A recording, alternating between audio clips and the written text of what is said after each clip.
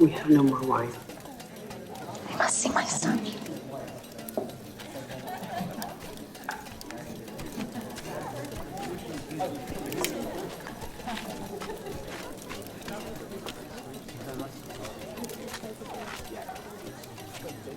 Your mother is coming.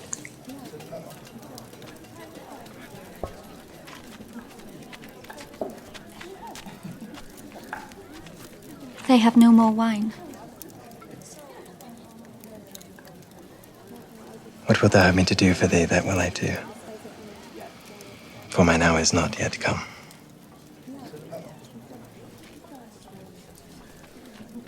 Whatsoever he saith unto you, see that ye do it.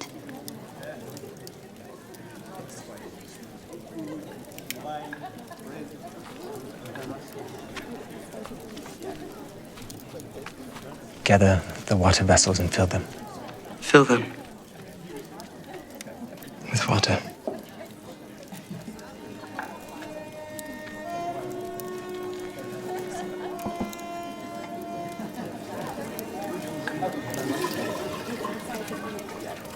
And bear unto the governor of the feast.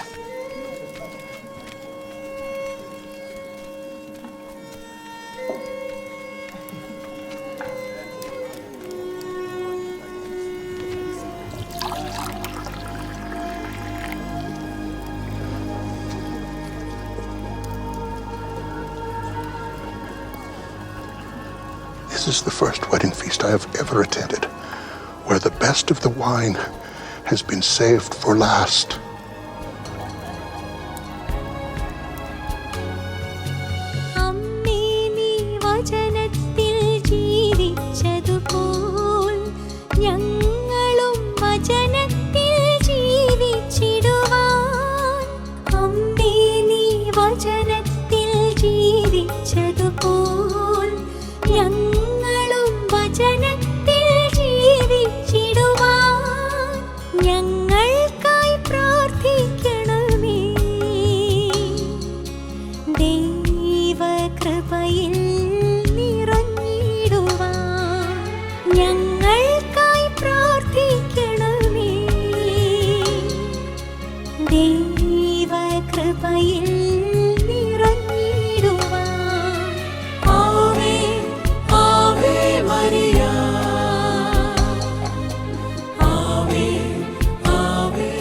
Isho മിശിഹായ്ക്ക് സ്തുതിയായിരിക്കട്ടെ.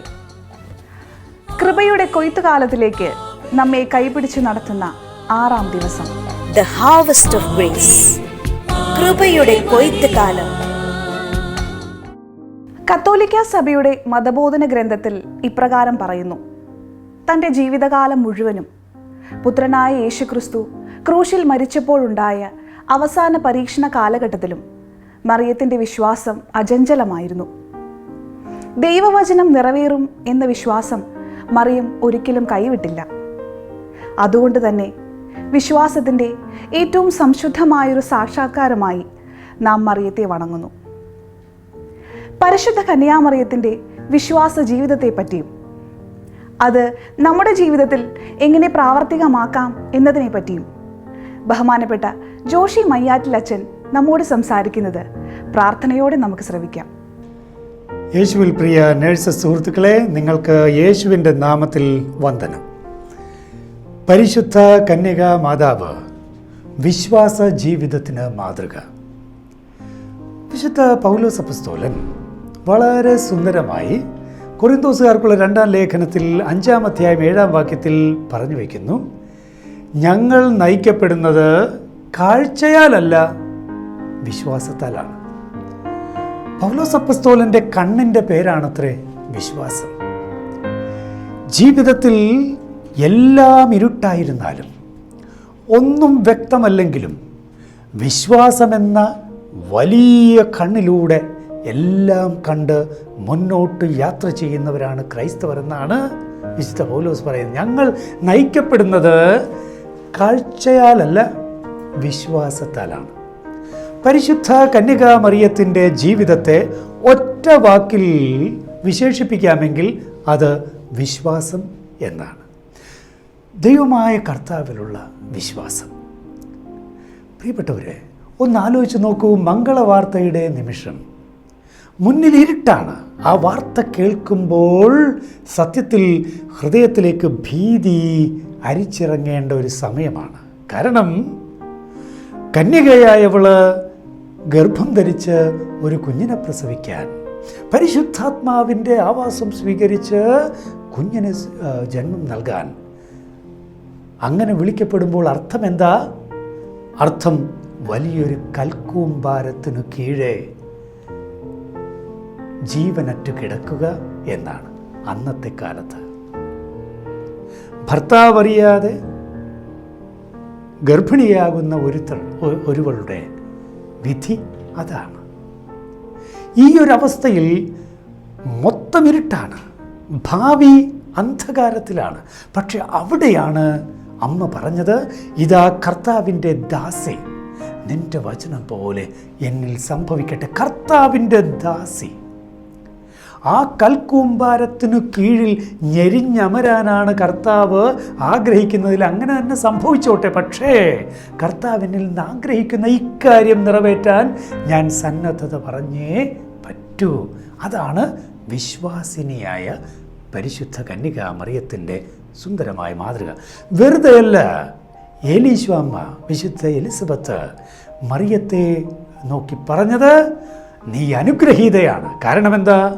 കർത്താവ് അരുൾ ചെയ്ത കാര്യങ്ങൾ നിറവേറുമെന്ന് വിശ്വസിച്ചവൾ ഭാഗ്യവതി. പരിശുദ്ധ കന്യക മറിയത്തിൻ്റെ മറ്റൊരു പേരാണ് വിശ്വസിച്ചവൾ. വിശ്വസിച്ചവൾ. പ്രിയപ്പെട്ടവർ, അതുകൊണ്ട് തന്നെ പരിശുദ്ധ അമ്മയുടെ ജീവിതം നോക്കിയാൽ വളരെ പ്രകടമാണത്, വളരെ കൃത്യമാണത്.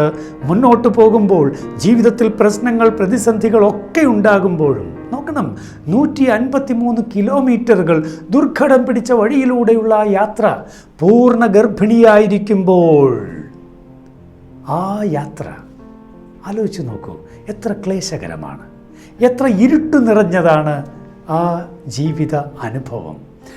ഇനി ദൈവത്തിൻ്റെ പുത്രനാണ്, വ്യക്തമാണത്.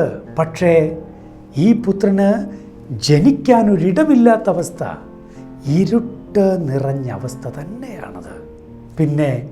പിന്നെ ഒരു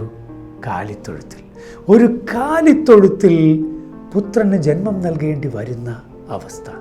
എന്തൊരിരുട്ടാണ്. ഞങ്ങൾ നയിക്കപ്പെടുന്നത് കാഴ്ചയാലല്ല, വിശ്വാസത്താലാണ്. പ്രിയപ്പെട്ടവരെ, പരിശുദ്ധ കന്യക മറിയത്തിൻ്റെ ജീവിതം വിശ്വാസ വെളിച്ചം നിറഞ്ഞ ഒരു ജീവിതമാണ്. വെറുതെയല്ല. 2013 ഫ്രാൻസിസ് പാപ്പ വിശ്വാസത്തെക്കുറിച്ചുള്ള ചാക്രിക ലേഖനം ലൂമൻ ഫീദൈ, വിശ്വാസ വെളിച്ചം എന്ന പേരിൽ പുറത്തിറക്കിയത്. ലൂമൻ ഫീദൈ. നോക്കൂ, പരിശുദ്ധ കന്യക മറിയത്തിൻ്റെ വിശ്വാസ ജീവിതം എന്നുള്ളത് കൂരിരുളിൽ ദൈവത്തിലുള്ള വിശ്വാസം ദീപമായി, വെളിച്ചമായി, കാഴ്ചയായി മുന്നേ പോയതിനാൽ മാത്രമാണ്. ഇനി വിശ്വാസത്തിൻ്റെ മാതൃകയായ ഈ പരിശുദ്ധ കന്യക മറിയം, നമുക്ക് അറിയാം, ഈ അമ്മയുടെ ആ വിശ്വാസ ജീവിതയാത്ര എന്ന് പറയുന്നത് എല്ലാം കൊണ്ടും പ്രശ്നഭരിതമായൊരവസ്ഥയാണ്. നോക്കൂ, മകനെ ഭ്രാന്തനെന്ന് നാട്ടുകാർ വിളിക്കുന്നൊരവസ്ഥ. നിങ്ങൾ ചിന്തിച്ചിട്ടുണ്ടോ അതേക്കുറിച്ച്? നാട്ടുകാർ വിളിക്കുന്നു ഭ്രാന്തനെന്ന്. കാരണം അവരുടെ ശൈലികളല്ല, അവർക്ക് പരിചിതമായ ശൈലികളല്ല യേശു ക്രിസ്തുവിൻ്റേത്. അങ്ങനെയുള്ള അവസ്ഥയിലൂടെ കടന്നുപോയ പരിശുദ്ധമ്മ. നോക്കണം, ഇനി കുരിശും വഹിച്ചുകൊണ്ട് യാത്ര ചെയ്യുന്ന മകനെ അനുധാവനം ചെയ്യുന്ന വിശ്വാസത്തിൻ്റെ മാതൃകയായ മറിയം. അവിടെ ഒന്നോർക്കണം, മൊത്തം ഇരുട്ടാണ്. ചാട്ടവാറടിയേറ്റ് ദേഹമാസകലം മുറിവാർന്നിരിക്കുന്ന, രക്തം വാർന്നുകൊണ്ടിരിക്കുന്ന പുത്രൻ തോളത്ത് ഭാരമുള്ള കുരിശും ചുമന്നുകൊണ്ട് മുന്നോട്ട് നീങ്ങുമ്പോൾ അമ്മ പുറകെ ശക്തിപ്പെടുത്തിക്കൊണ്ട്, ബലപ്പെടുത്തിക്കൊണ്ട് കൂടെ നിൽക്കുകയാണ്. ഇനി കുരിശിൽ തറയ്ക്കപ്പെട്ട്, കുരിശിൽ 3 ആണികളിൽ തറയ്ക്കപ്പെട്ട് ഉയർന്നു കിടക്കുന്ന പുത്രൻ്റെ കീഴെ അമ്മ നിൽക്കുന്നുണ്ട്. വിശ്വാസത്തിൻ്റെ നിൽപ്പാണത് പ്രിയപ്പെട്ടവർ, വിശ്വാസത്തിൻ്റെ നിൽപ്പ്. ഞാൻ പറഞ്ഞു വരുന്നത്, വിശ്വാസം എന്നുള്ളത് പ്രശ്നഭരിതമായ സാഹചര്യങ്ങളിൽ ഏറ്റവും ശക്തമായി പ്രകടമാക്കിയവളാണ് പരിശുദ്ധ കന്യകാമറിയം എന്നാണ്. എൻ്റെയും നിങ്ങളുടെയും ജീവിത പ്രശ്നങ്ങളിൽ വിശ്വാസം നമ്മെ എന്തുമാത്രം ധൈര്യപ്പെടുത്താറുണ്ട്? അത് ഒരു പ്രധാനപ്പെട്ട ചോദ്യമാണ്. പ്രിയപ്പെട്ട നേഴ്സുമാരെ, നിങ്ങളുടെ ജീവിതത്തിൽ എത്രയോ പ്രശ്നങ്ങൾ, പ്രതിസന്ധികൾ, സഹനങ്ങൾ, എത്രയോ പ്രശ്നങ്ങൾ ഉണ്ടാകാറുണ്ട്. അത് വ്യക്തിപരമായ രീതികളിലാകാം, കുടുംബപരമായിട്ടാകാം, നിങ്ങളുടെ ജോലി സംബന്ധമായിട്ടാകാം. പ്രത്യേകിച്ച് ഈ കോവിഡ് സമയത്ത് നിങ്ങൾ ഇതുപോലെ ശുശ്രൂഷ ചെയ്യുമ്പോൾ നിങ്ങളുടെ ഭാവിയെക്കുറിച്ച് വളരെ അസ്വസ്ഥതകളുണ്ട്. എങ്ങനെയായിരിക്കും നാളെ നിങ്ങൾക്കറിഞ്ഞുകൂടാ. എപ്പോഴാണ് എനിക്ക് രോഗം വരിക നിങ്ങൾക്കറിഞ്ഞുകൂടാ. പ്രിയപ്പെട്ട നഴ്സുമാരെ, ഓർക്കുക, ഇതുപോലുള്ള ദുർഘടമായ 153 മൈലുകൾ താണ്ടിയ പരിശുദ്ധ കന്യകാമറിയം, ഇരുട്ടത്ത് കാലിത്തൊഴുത്തിൽ തൻ്റെ പുത്രന് ജന്മം നൽകിയ പരിശുദ്ധ കന്യകാമറിയം, അവന് ഭ്രാന്താണെന്നു നാട്ടുകാർ പറയുന്നത് കേട്ട് മനം കലങ്ങിയ പരിശുദ്ധ കന്യകാമറിയം, കുരിശിൻ്റെ വഴിയെ തൻ്റെ പുത്രനു പിന്നാലെ നടന്നു നീങ്ങിയ പരിശുദ്ധ കന്യകാമറിയം, കുരിശിനു കീഴിൽ ക്രൂശിതനായി കിടക്കുന്ന തൻ്റെ മകൻ്റെ പാദത്തിനു കീഴിൽ നിൽക്കുന്ന പരിശുദ്ധ കന്യകാമറിയം. പക്ഷെ ഓർക്കണം, ഈ സഹനങ്ങളിലൂടെയെല്ലാം വിശ്വാസത്തിൻ്റെ സ്ഥൈര്യവും ധൈര്യവും സ്വന്തമാക്കിക്കൊണ്ട് മുന്നോട്ട് പോയ ആ മറിയത്തെയാണ് വിശ്വാസികളുടെ മാതാവായി കുരിശിൽ നിന്ന് ഈശോ പരിചയപ്പെടുത്തി കൊടുത്തത്. കുരിശിൽ നിന്നാണ് വിശ്വാസികൾക്ക് മാതാവിനെ ഈശോ നൽകിയത് എന്നോർക്കണം. കണ്ടോ, ഇതാ നിൻ്റെ അമ്മ, ഇതാ നിൻ്റെ മകൻ, വിശ്വാസികളുടെ മാതാവ്. ഇനി നമുക്കറിയാം, മുന്നോട്ട് പോകുമ്പോൾ ഈ അമ്മ കൃത്യമായി തൻ്റെ ദൗത്യം നിറവേറ്റി. എങ്ങനെ? വിശ്വാസികളുടെ കൂട്ടായ്മയ്ക്ക്, അപ്പസ്തോലന്മാരുടെ കൂട്ടായ്മയ്ക്ക് അമ്മ കൂട്ടിരുന്നുകൊണ്ട്. അവരെല്ലാവരും വാതിലും ജനലൊക്കെ അടച്ച് പേടിച്ചിരിക്കുകയാണ്. പക്ഷേ അമ്മ അവരോടൊപ്പമുണ്ട്. അമ്മ അവരെ ശക്തിപ്പെടുത്തുന്നുണ്ട്, ബലപ്പെടുത്തുന്നുണ്ട്. ആത്മനിറവുള്ള അമ്മ അവരെ ബലപ്പെടുത്തിക്കൊണ്ട് ആത്മാഭിഷേകത്തിനായി ഒരുക്കുകയായിരുന്നു. പ്രിയപ്പെട്ടവർ, വിശ്വാസികളുടെ മാതാവ് നമ്മെ ഏവരെയും ആത്മാഭിഷേകത്തിനായി നിരന്തരം ബലപ്പെടുത്തുന്ന, ശക്തിപ്പെടുത്തുന്ന, നമുക്ക് വേണ്ടി മാധ്യസ്ഥ്യം വഹിക്കുന്ന മാതാവാണ്. അതെ, വീണ്ടും ജനനത്തിൻ്റെ മാതാവാണ് പരിശുദ്ധ കന്യകാമറിയം. ഇതാ നിൻ്റെ അമ്മ എന്ന് ഈശോ പറഞ്ഞതിൻ്റെ അർത്ഥം അതുതന്നെയാണ്.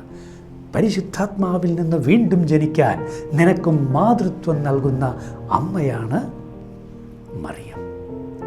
ഇനി വിശ്വാസത്തെക്കുറിച്ചുള്ള ഈ ധാരണകൾ, ബോധ്യങ്ങൾ നമ്മൾ പരിശുദ്ധ അമ്മയുടെ ജീവിതത്തെ നോക്കിക്കൊണ്ട് സ്വന്തമാക്കുമ്പോൾ, പ്രിയപ്പെട്ടവരെ, ഒരു ചോദ്യം നമുക്ക് ചോദിക്കേണ്ടതായി വരും. യഥാർത്ഥത്തിൽ എന്താണ് ക്രൈസ്തവ വിശ്വാസം? സ്വാഭാവികമായി നിങ്ങളുടെ മനസ്സിൽ വരുന്നത് ഹെബ്രായരുടെ ലേഖനത്തിൽ നിന്നുള്ള ആ വാക്യമായിരിക്കും.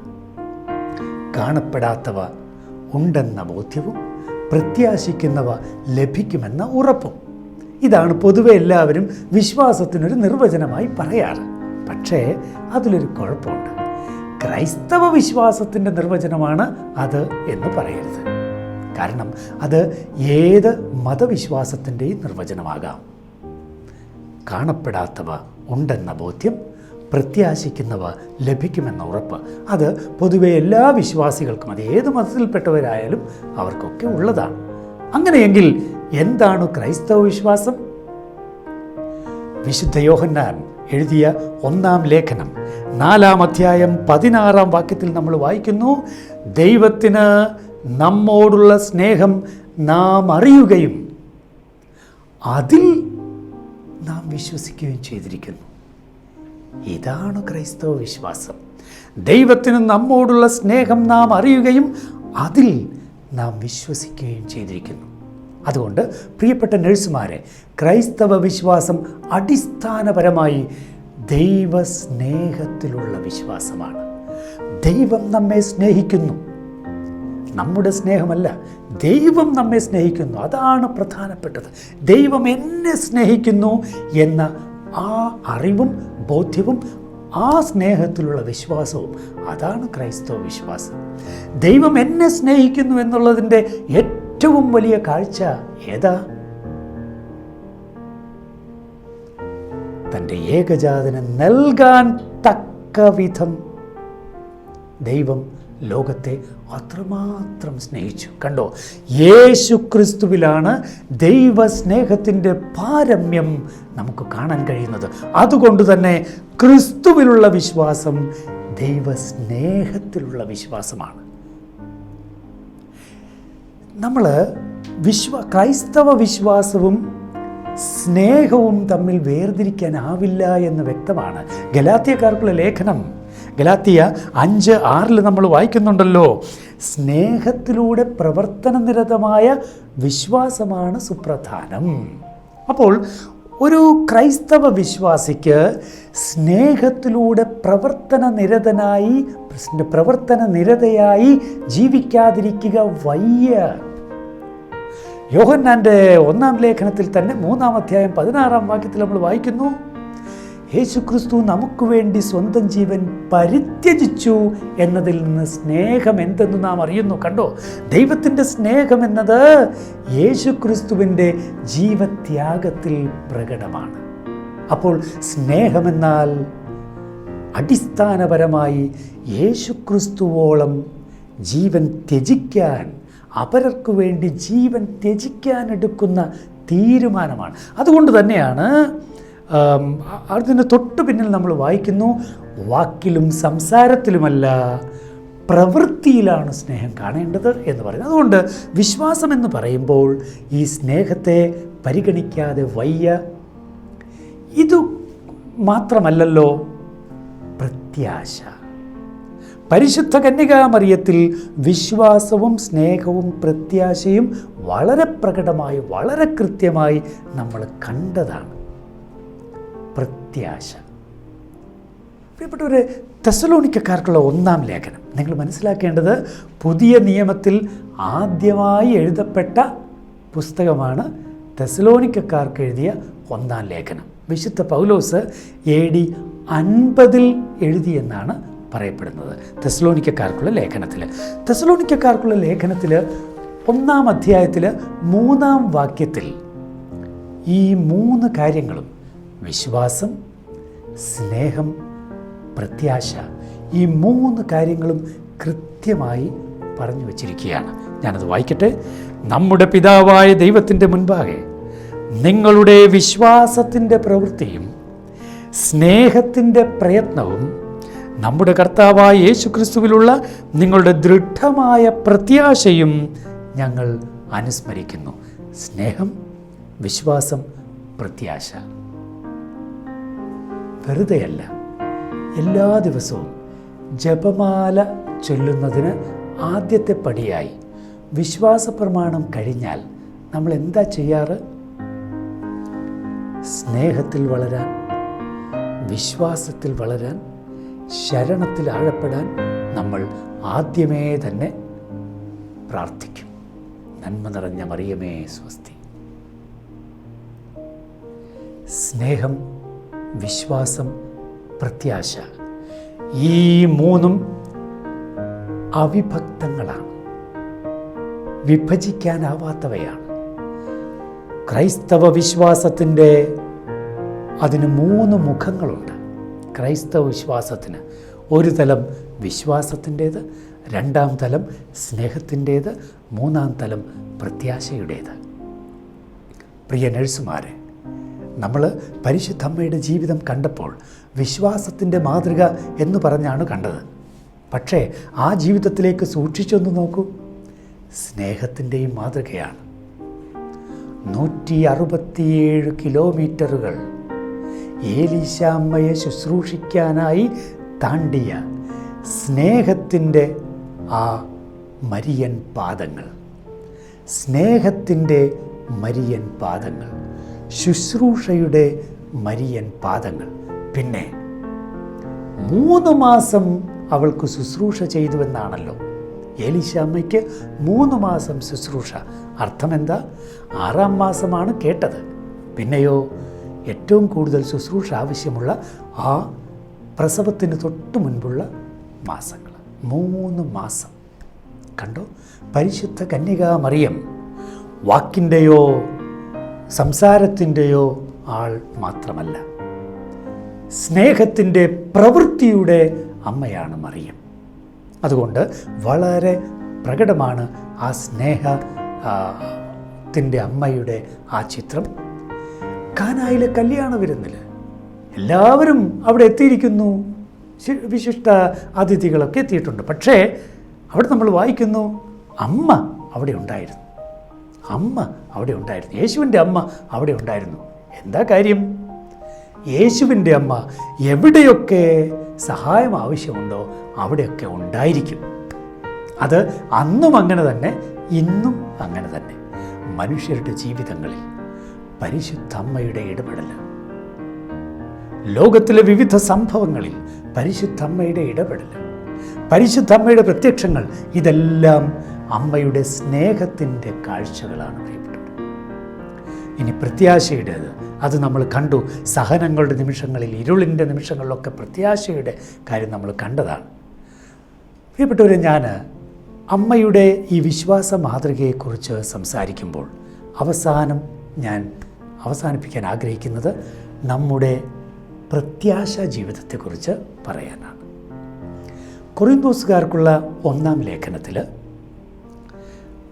15-ാം അധ്യായത്തിൽ 19-ാം വാക്യം നമ്മൾ വായിക്കുന്നു, ഈ ജീവിതത്തിനു വേണ്ടി മാത്രം യേശു ക്രിസ്തുവിൽ വിശ്വസിച്ചവരാണ് നമ്മളെങ്കിൽ നമ്മൾ മറ്റാരെയുംകാൾ നിർഭാഗ്യവാന്മാരാണ്, നിർഭാഗ്യവതികളാണ്. ഈ ജീവിതത്തിനു വേണ്ടി മാത്രം യേശു ക്രിസ്തുവിൽ വിശ്വസിച്ചവരാണ് നമ്മളെങ്കിൽ നമ്മൾ അങ്ങേയറ്റം നിർഭാഗ്യവാന്മാരാണ്. അർത്ഥമെന്താ? നമുക്ക് ഈ ജീവിതത്തിനും അപ്പുറത്തേക്കുള്ളൊരു കാഴ്ച, പ്രത്യാശ, പ്രത്യാശ, പ്രത്യാശ. ഈ ജീവിതത്തിനപ്പുറത്തേക്കുള്ള കാഴ്ച അഥവാ പ്രത്യാശ. ഈ പ്രത്യാശ നിർഭരമായ ജീവിതത്തിൻ്റെ അടിത്തറ എന്താ പ്രിയപ്പെട്ടവർ? ദൈവം എൻ്റെ അപ്പനാണെന്നുള്ള ബോധ്യം. 2, നിത്യതയാണ് ആത്യന്തികമായിട്ടുള്ളത് എന്ന ബോധ്യം. ദൈവം അപ്പനാണ്, ഇവിടെയുള്ളത് ക്ഷണികമാണ്. നമ്മുടെ ജീവിതം ചുരുങ്ങിയതാണ്, എന്നാൽ നിത്യത അതാണ് ആത്യന്തികമായിട്ടുള്ളത്. ഈ 2 ബോധ്യങ്ങൾ ഇവിടെ സ്വന്തമാക്കാൻ കഴിഞ്ഞാൽ പരിശുദ്ധമ്മയെപ്പോലെ വളരെ സ്വതന്ത്രയായി ഇവിടെ ജീവിക്കാൻ കഴിയും. വിശ്വാസത്തിൽ, സ്നേഹത്തിൽ, പ്രത്യാശയിൽ ആഴപ്പെട്ടുള്ള മരിയൻ ജീവിതം, അത് നഴ്സുമാരായ നിങ്ങൾക്കും സ്വന്തമാക്കാൻ കഴിയും. ദൈവം നിങ്ങളെ സമൃദ്ധമായി അനുഗ്രഹിക്കട്ടെ. പരിശുദ്ധമ്മ നിങ്ങൾക്ക് മാതൃത്വം അരുളട്ടെ. നന്ദി, നമസ്കാരം. ആവേ ആവേ മരിയ, ആവേ ആവേ മരിയ, ആവേ ആവേ മരിയ. പ്രിയ സഹോദരി സഹോദരന്മാരെ, 8 നോമ്പുമായി ബന്ധപ്പെട്ട് ലോകത്തിലെ എല്ലാ നേഴ്സ് സഹോദരി സഹോദരന്മാരും, ലോകമെമ്പാടുമുള്ള വൈദികർക്ക് വേണ്ടി പ്രാർത്ഥിക്കുന്ന ഒരു നല്ല ദിനമാണ് ഇന്ന്. എല്ലാ വൈദികരെയും പരിശുദ്ധ അമ്മ വഴി ഈശോയുടെ തിരുഹൃദയത്തിന് പ്രതിഷ്ഠിച്ച് നമുക്ക് പ്രാർത്ഥിക്കാം. അതോടൊപ്പം ഈ കോവിഡിൻ്റെ പ്രത്യേക പശ്ചാത്തലത്തിൽ ലോകജനതയുടെ ആരോഗ്യം സംരക്ഷിക്കാൻ അഹോരാത്രം ജോലി ചെയ്യുന്ന നമ്മുടെ പ്രിയപ്പെട്ട ഡോക്ടേഴ്സിനും നേഴ്സസിനും വേണ്ടി ആത്മാർത്ഥതയോടെ ദൈവ തിരുമുൻപിൽ കൈകൂപ്പാം, ശിരസ് നമിക്കാം. ഞങ്ങൾക്കായി പ്രാർത്ഥിക്കണമേ. ദൈവകൃപയിൽ നിറഞ്ഞിടുവാൻ. സ്നേഹപിതാവായ നല്ല ദൈവമേ, ഒരു നല്ല ക്രിസ്ത്യാനി കുടുംബം ദൈവരാജ്യത്തിന് സദൃശ്യമെന്ന പോലെ എല്ലാ കുടുംബങ്ങളെയും അങ്ങയുടെ കരങ്ങളിലേക്ക് ഞങ്ങൾ സമർപ്പിക്കുകയാണ്.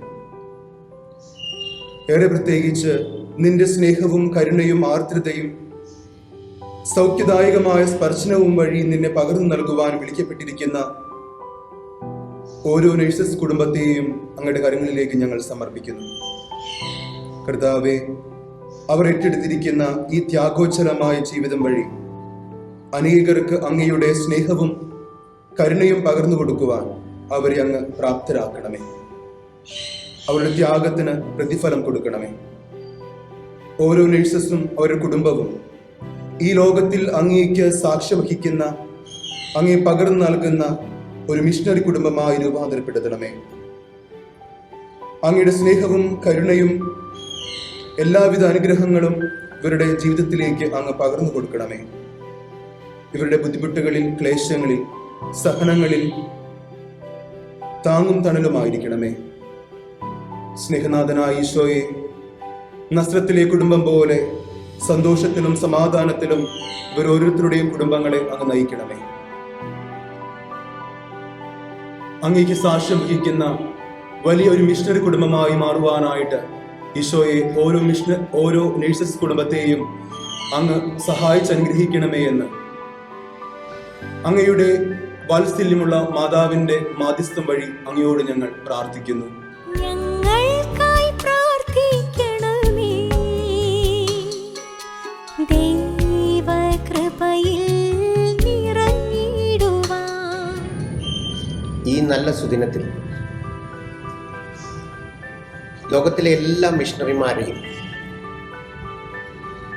മിഷണറിമാരുടെ മധ്യസ്ഥയായ വിശുദ്ധ കൊച്ചുത്രേസ്യ വഴി ഈശോയുടെ തിരുമുമ്പിൽ സമർപ്പിക്കുകയും ലോകത്തിലെ എല്ലാ നേഴ്സുമാരുടെയും കുടുംബങ്ങൾ മിഷണറി കുടുംബങ്ങളായി രൂപപ്പെടാൻ വേണ്ടി പ്രാർത്ഥിക്കുകയും ചെയ്യാം. ഞങ്ങൾക്കായി പ്രാർത്ഥിക്കണമേ. ദൈവകൃപയിൽ നിറഞ്ഞിടുവാൻ.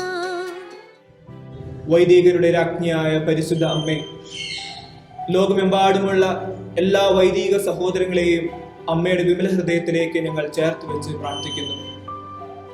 പരിശുദ്ധ അമ്മേ, അമ്മ ജീവിതത്തിലുടനീളം യേശുവിൻ്റെ അമ്മയായിട്ട് തീരുവാനായി, ദൈവപുത്രന്റെ മാതാവായിട്ട് മാറുവാനായി ഒരുങ്ങിയതുപോലെ, പിതാവിൻ്റെ ഹിതം ജീവിതത്തിൽ നിറവേറ്റിയതുപോലെ തങ്ങൾക്ക് ലഭിച്ച ദൈവവിളിയിൽ വിശ്വസ്തരായി മുന്നോട്ട് പോകുവാൻ അമ്മേ പ്രാർത്ഥിക്കണമേ. എല്ലാ സന്യാസിനിയെയും അമ്മയുടെ ഹൃദയത്തിലേക്ക് സമർപ്പിച്ച് പ്രാർത്ഥിക്കുന്നു. വിളിക്ക് യോഗ്യമായ ജീവിതം നയിക്കുവാൻ അനുഗ്രഹിക്കണമേ. വിളവധികം വേലക്കാരോ ചുരുക്കം എന്നരുൾ ചെയ്ത ദിവ്യനാഥന്റെ വചനങ്ങൾ ഞങ്ങൾ ഓർക്കുന്നു. അമ്മേ മാതാവേ, ലോകമെമ്പാടും യേശുവിന്റെ സുവിശേഷം പ്രഘോഷിക്കുവാൻ, ആ സന്ദേശം അറിയിക്കുവാനായിട്ട് ഇനിയും നല്ല ദൈവവിളികൾ ഞങ്ങളുടെ കുടുംബങ്ങളിൽ നിന്നുണ്ടാകുവാൻ അമ്മേ പ്രാർത്ഥിക്കണമേ. അമ്മ എന്നു എളിമയിൽ ജീവിച്ചതുപോൽ ഞങ്ങളും എളിമയിൽ ജീവിച്ചിടുവാൻ. അമ്മ എന്നു എളിമയിൽ ജീവിച്ചതുപോൽ ഞങ്ങളും എളിമയിൽ ജീവിച്ചിടുവാൻ. ഞങ്ങൾക്കായി പ്രാർത്ഥിക്കണമേ. ദൈവകൃപയിൽ നിറഞ്ഞിടുവാൻ. യേശുവേ,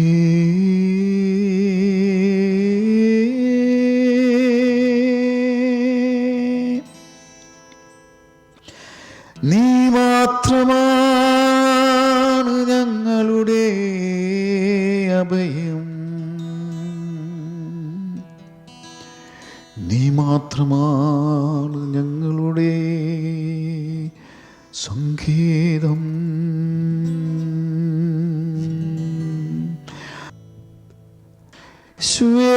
ലോകമെമ്പാടുമുള്ള എല്ലാ വൈദികർക്കു വേണ്ടിയും വൈദിക ശുശ്രൂഷയിൽ ഏർപ്പെട്ടിരിക്കുന്നവർക്കു വേണ്ടിയും നിന്റെ വിളി സ്വീകരിച്ചവർക്കു വേണ്ടിയും ഞങ്ങൾ നിന്നെ സ്തുതിക്കുന്നു.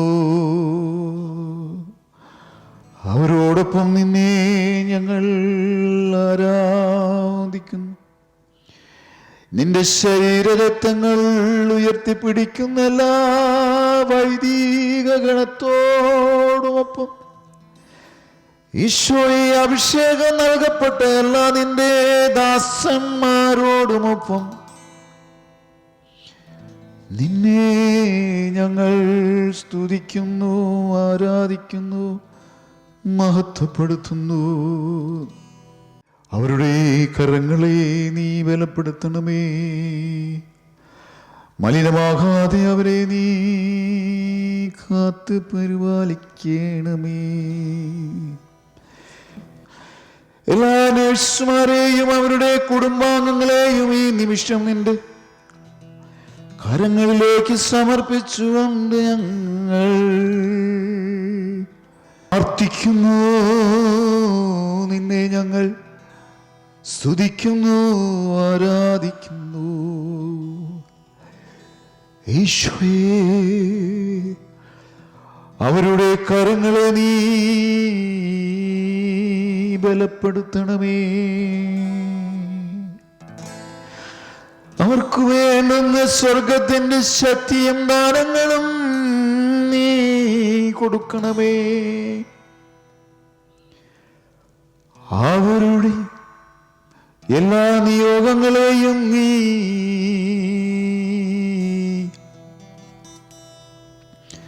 കാത്തുപരിപാലിക്കണമേ, ശ്രവിക്കണമേ.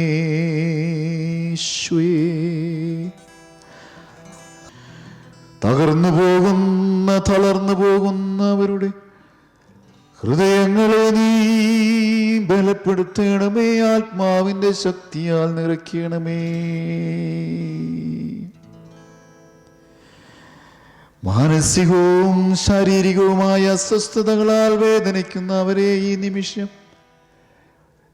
നിന്റെ പരിശുദ്ധ കുർബാനയുടെ ശക്തിയാ ശക്തിപ്പെടുത്തണമേ. ഹല്ലേലൂയ. നമ്മളെവിടെയായിരുന്നാലും അവിടെ നിന്നുകൊണ്ട് കർത്താവിൻ്റെ ആ വലിയ കൃപയ്ക്ക് വേണ്ടിയിട്ട്, ആശീർവാദത്തിന് വേണ്ടിയിട്ട്, അവിടുത്തെ അനുഗ്രഹത്തിന് വേണ്ടി, പാപമോചനത്തിന് വേണ്ടി, സൗഖ്യത്തിന് വേണ്ടി, ആത്മീകവും ശാരീരികവുമായിട്ടുള്ള ഉണർവിന് വേണ്ടി, ശാന്തിക്കും സമാധാനത്തിന് വേണ്ടി നമുക്ക് പ്രാർത്ഥിക്കാം. പരിശുദ്ധ ശരീരത്താലും വിലയേറിയ രക്തത്താലും പാപത്തിൻ കറകളിൽ നിന്നും മധ്യേനു നീ മോചനമേകി.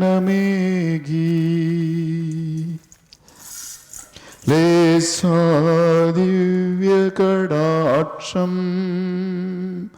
തൂഗണമേ വത്സലസുതരിൽ നിർമ്മലരായി ജീവിച്ചിടുവാ നൽകണമേ ദിവ്യവരങ്ങൾ. പരിശുദ്ധ കുർബാനയുടെ വാഴ്വിൻ്റെ സമയത്ത് നിങ്ങൾ എവിടെയായിരുന്നാലും അവിടെ നിന്നുകൊണ്ട് രണ്ട് കരങ്ങളും കർത്താവിൻ്റെ സന്നിധിയിലേക്ക് നീട്ടിപ്പിടിച്ചുകൊണ്ട് അവിടുത്തെ ആശീർവാദം, അവിടുത്തെ സൗഖ്യത്തിന് വേണ്ടി സ്തുതിച്ച് ആരാധിച്ചുകൊണ്ട് അവിടുത്തെ നമുക്ക് സ്വീകരിക്കാം. Hallelujah, hallelujah, hallelujah, hallelujah, hallelujah, hallelujah. യേശുവേ നന്ദി, യേശുവേ ആരാധന, ആരാധന, ആരാധന, ആരാധന. യേശുവീരലയ്യഹ ബഹരലദിശ്യരലയ്യഹ ബാദിയേശുവീര യേശുവീരലദശ്യരലയ്യഹ ബാദിയേശുവീയ ബഹരലദശുവീയ ഓ മസിഹബിയശ്യരലയ്യഹ ബഹരലദശിര ബഹരലദശുവീരല ഓ റുഹബീശുവീരലദശ്യരലയ്യഹ ബിയ